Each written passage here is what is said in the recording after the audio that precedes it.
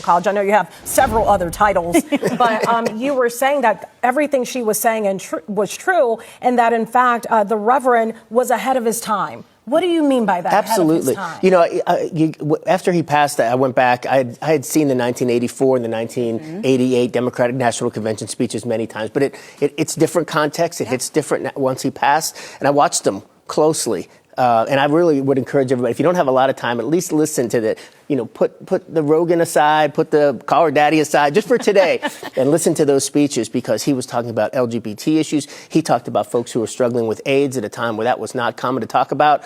And as we heard, he talked a lot about women and lifting up women. And I'm so honored to be with the two of you today. We've known each other for a long time, and to be here with you on this important day, it means a lot to me. Yeah, you know, when we look at those videos and you think about the moment that we're in, he really did change the structure of the Democratic Party. That's right. There's no question. It's coalition building, and he talked about that. We talk about, I mean, it's almost like a toss-away line. We say Rainbow Push Coalition, and you don't think about what that means and what that rainbow was and how much work went into putting that coalition together.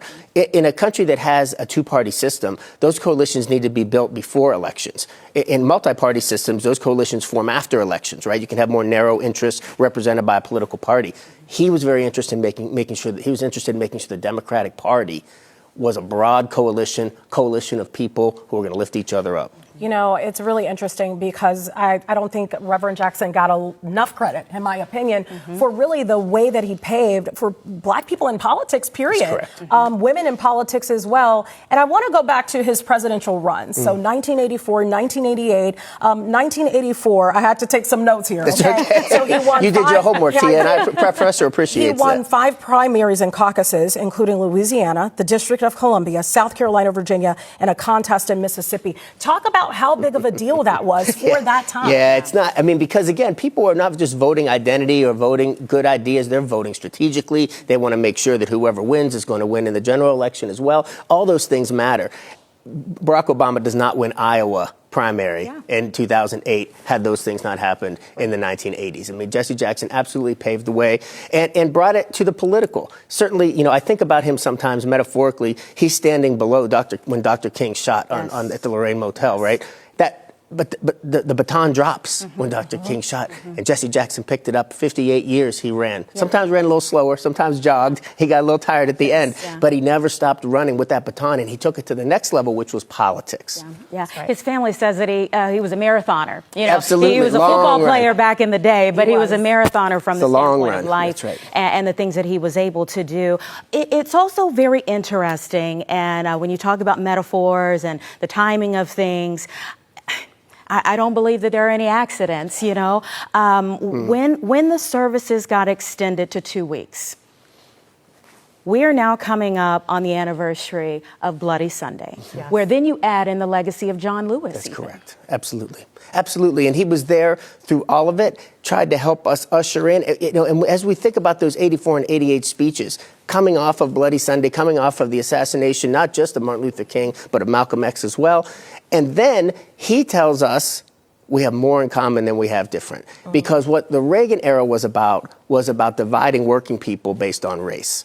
And Jesse Jackson was trying during the 1980s to say, we are more alike than we are different. Here's where our commonalities are. We think about Keep Hope Alive in 1988, but it was really the common ground was the main theme of that speech. Very true. And, you know, I also want to point out the fact when he was running, a lot of people thought that he would only galvanize the black vote.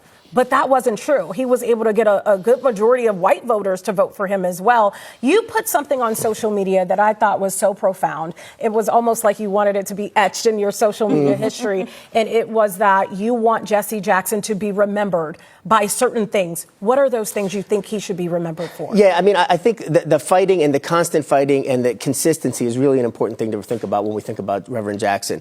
But he was also a person, deeply flawed. Right, we're not going to talk about those things today, but that's part of legacy. We don't have to. We don't absolutely right. And he wasn't the only one of our heroes who are deeply flawed, and as we are. But he was human. And at the end, I put a little bit from the '84 speech, a little bit from the '88 speech, and then at the end, I put what I remember from my childhood very strongly was when he was on Saturday Night Live and he read Green Eggs and Ham. I remember Because that too. they absolutely, and he just played into it, right? He knew what was going on, right? Nobody was laughing at him. They were laughing with him because he invited us to come along with him on that journey. Very serious person, but he was a person. And he had such a sense of humor. Thank you so much for being your here. perspective. You are always a great addition to our coverage on Appreciate any you. given day, but Appreciate you. especially today. We want to go back live into the Church House of Hope. We have Saquon, who's inside right now, standing alongside Senator Dick Durbin.